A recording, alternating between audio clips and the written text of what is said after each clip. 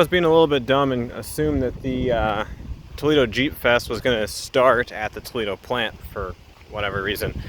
So I drove there first and then realized that the beginning event is actually in Monroe, Michigan, which I totally drove right past on the way here. So I found this interesting junkyard. It's a bit more sketchy than what I've got at home, and by that I just mean dirty. Nothing really against it. Honestly, let's see if we can find a couple neat gems and then maybe continue our adventure to Monroe, where we'll see the opening night for the Toledo Jeep Fest. First interesting find is I stumbled across this Jaguar. This has one of the prettiest engine bays I've seen in a while. Look at this, Jaguar 4.0. That is a inline six. It appears to have dual overhead cams, which is pretty sweet. Yeah, I like this shield for the exhaust. That's neato. And then we'll go over to the other side and just take a look at how they designed the intake manifold, because it's really cool as well. So check that out. Check out the plastic. Just kidding. Painted aluminum intake manifold. You've got the individual runners, and they all go into a central box back here, which then goes to all of your other plumbing. Honestly, this thing is absolutely gorgeous. Yeah, I'm kind of jealous. Fuel injected, massive engine, and that's pretty cool. Maybe I'll have to pull one of these for a future Jeep build. A gutted 4-liter in a Cherokee. Look at that header though, that's pretty sweet. If I had the right tools, I'd have half a mind to pull that out of there, because that's a nice looking piece of pipe. Yeah, take a look at that. Full of water from sitting without a cylinder head.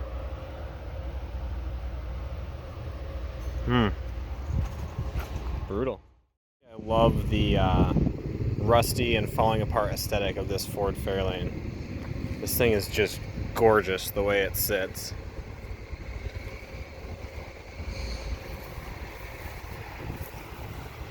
Oh, look at this old Lincoln. I know it's gross, but I really kind of want to sit in there. Honestly, it's one of the cleaner interiors in this yard, so I'm definitely going to sit on that. That is a couch.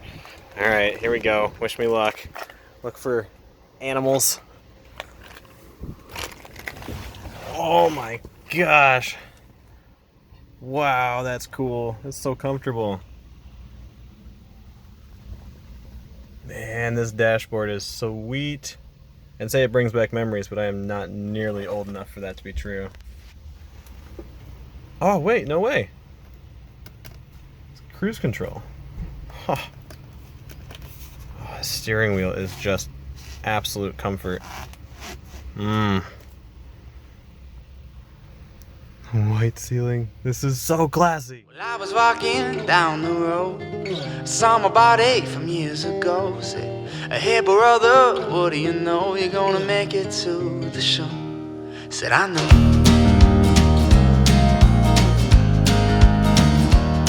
Oh, I know. You see, you made mistakes, you come to know. You have some people that come and they'll go, but trust me, you gotta hold on till you can't hold on no more. Until you can't hold on no more. Until you can't hold on no more. You know. Made it to the opening night of the Toledo Jeep Fest. There's a lot of really cool Jeeps here and a pretty interesting obstacle course that we will definitely be hitting here a little bit later. Looks like we've got some bumps and logs and hills and all kinds of stuff.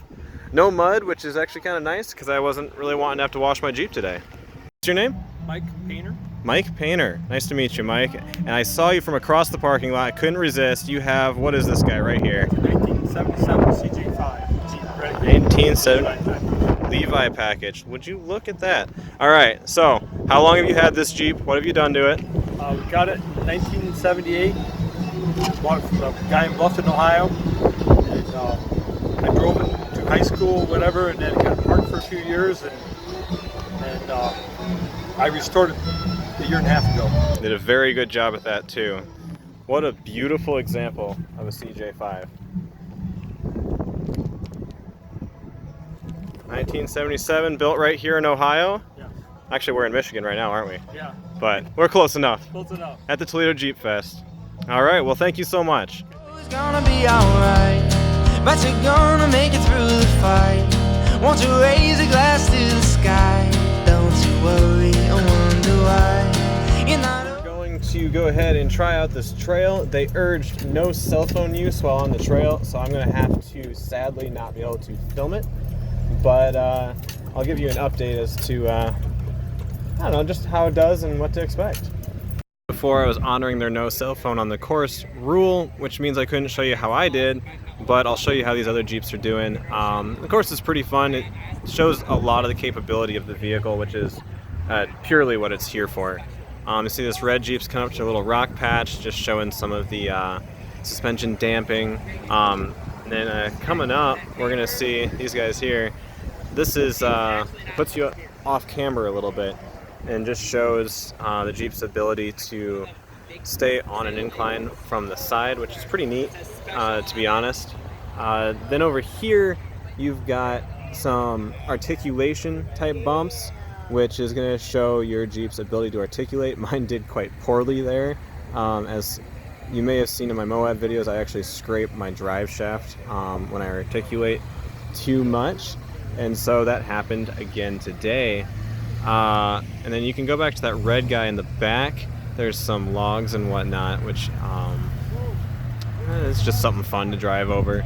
And all along the course, there's a series of different small bumps, large bumps, what have you. And it's mostly just a demonstration to show you what your Jeep is capable of. The hill over there is fairly steep, but I had no issue whatsoever with traction. Going up in for low, I think I crawled at 1 mile an hour up that with no slipping whatsoever. But it is a pretty dry day, so that's to be expected. Overall, it's fun.